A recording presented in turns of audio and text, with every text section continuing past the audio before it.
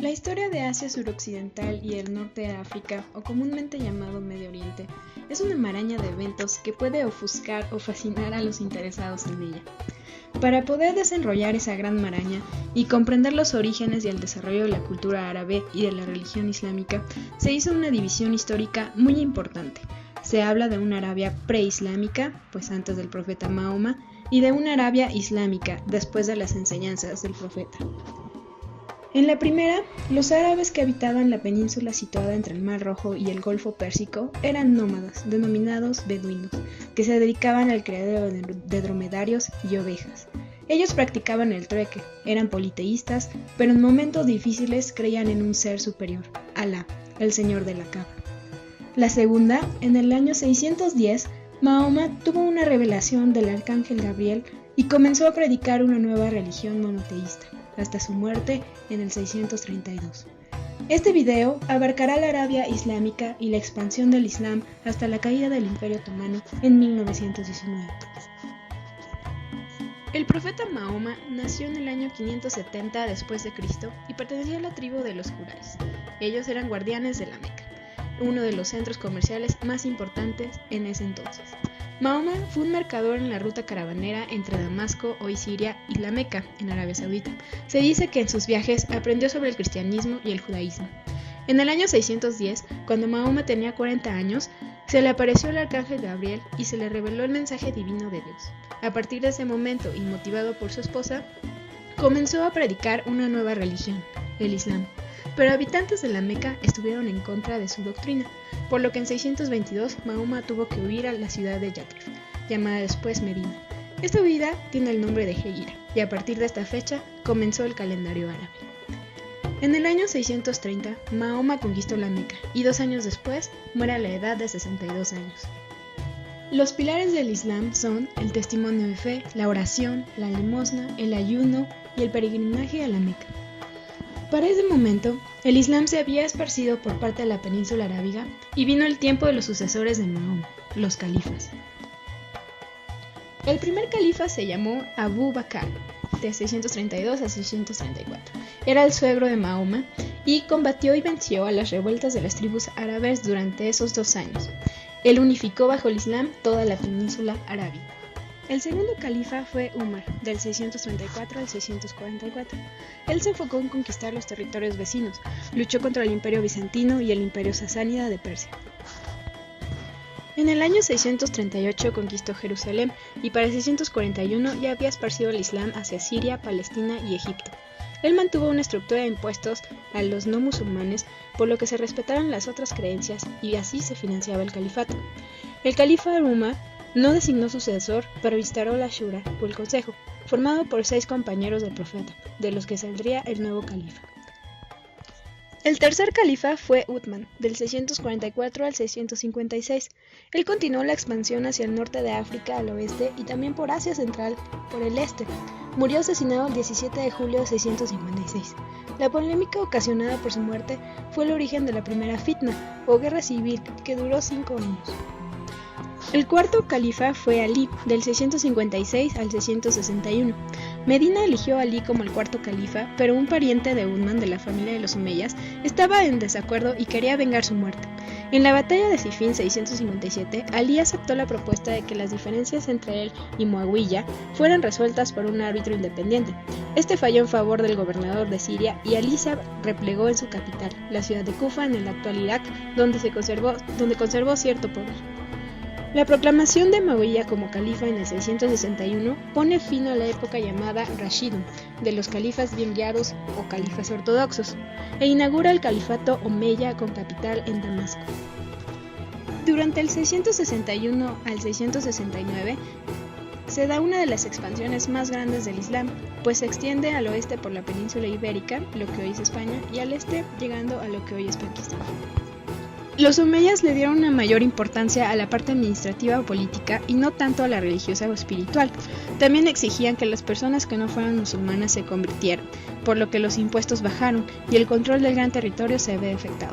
Los grupos opositores, seguidores de Ali, consideraban a los omeyas como malos musulmanes, pues ellos eran avariciosos, propiciaban un trato desigual a los no árabes, tenían métodos tiránicos y se despegaban de las raíces de la religión islámica.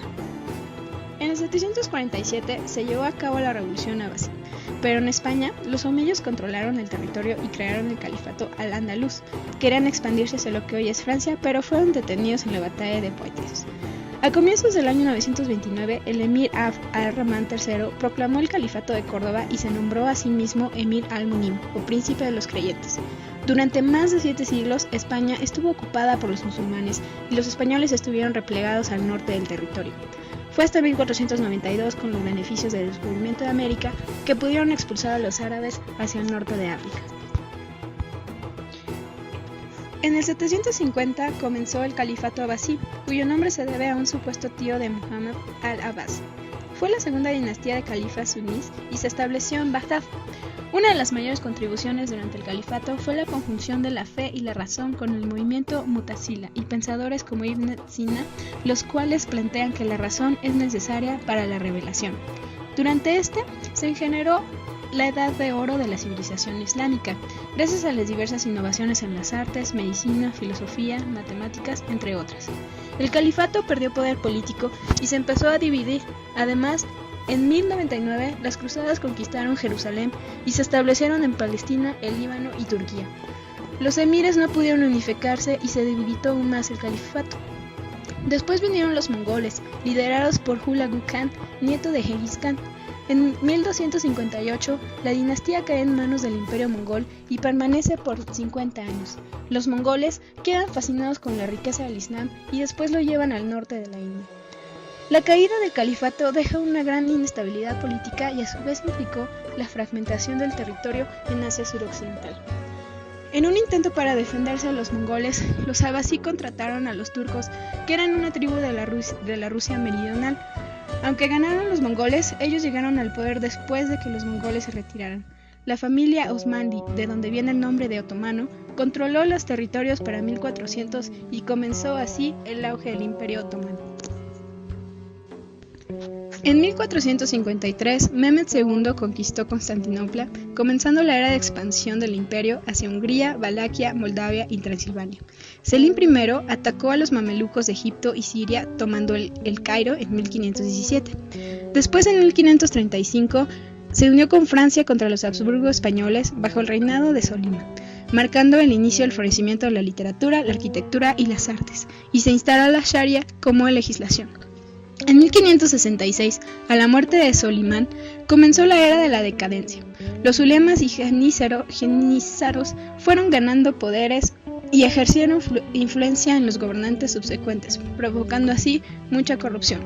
En 1571, Selim II pierde la batalla de Lepanto frente a españoles y venecianos, y en 1600 la comunidad islámica queda dividida en los imperios otomanos, en Turquía, en la península arábiga, Egipto y el norte de África, el imperio safávida en Irán y el imperio mogol en la India. En 1638 los otomanos llegaron a Viena bajo el liderazgo de Mustafa. Y en 1699 se firma el Tratado de Karlowitz, que le cuesta a los otomanos la pérdida de los territorios húngaros. Aproximadamente de 1839 a 1876 se llevó a cabo la Tanzimat, y con ello comenzó la modernización al estilo europeo en el Imperio Otomano. Esta fue vista la alternativa para enfrentar el momento crítico que ya estaba viviendo el imperio, y con ello se promovían la idea de conceptos como la democracia, el Estado-nación, la equidad de todos ante la ley, el secularismo y la conversión de la Sharia como una legislación privada en vez de pública. Las reformas impulsadas por Selim III y Mahmud II fracasaron y marcaron el inicio de la pérdida de influencia e independencia económica del imperio. Todo el siglo XIX, además, estaba presidido por la injerencia europea en las partes exteriores de los dominios otomanos, pero también en los otros imperios, principalmente de manera económica, ya que se estaba expandiendo la segunda revolución industrial. Pero también la neocolonización en África influyó en la decadencia del imperio. En 1914, la irrupción de la Primera Guerra Mundial y la campaña de Gallipoli en contra de las fuerzas aliadas. En 1916 se firmó el Acuerdo Sykes-Picot entre Francia e Inglaterra. con que se planteaba que Rusia se podía quedar con Turquía y Francia se podía quedar con Siria. Las potencias hacen fronteras arbitrarias, por lo que juntan a pueblos de diferentes etnias como kurdos, iraquíes, turcos, árabes y diferentes fracciones del Islam como chiíes y suníes en el mismo territorio. En 1918, la resistencia otomana se colapsa tanto en Asia como en Europa, concluyendo con un armisticio y la definitiva caída del Imperio Otomano. En 1920 se firmó el Tratado de Sèvres, con que pierde los territorios europeos excepto Estambul. Las islas de Egeo y Esmirna pasan a Grecia. Siria, Palestina, Irak, Arabia serán administrados por Francia e Inglaterra hasta su independencia. De esta manera se desarrolla la historia de Asia suroccidental, que posteriormente desembocan en otros conflictos actuales.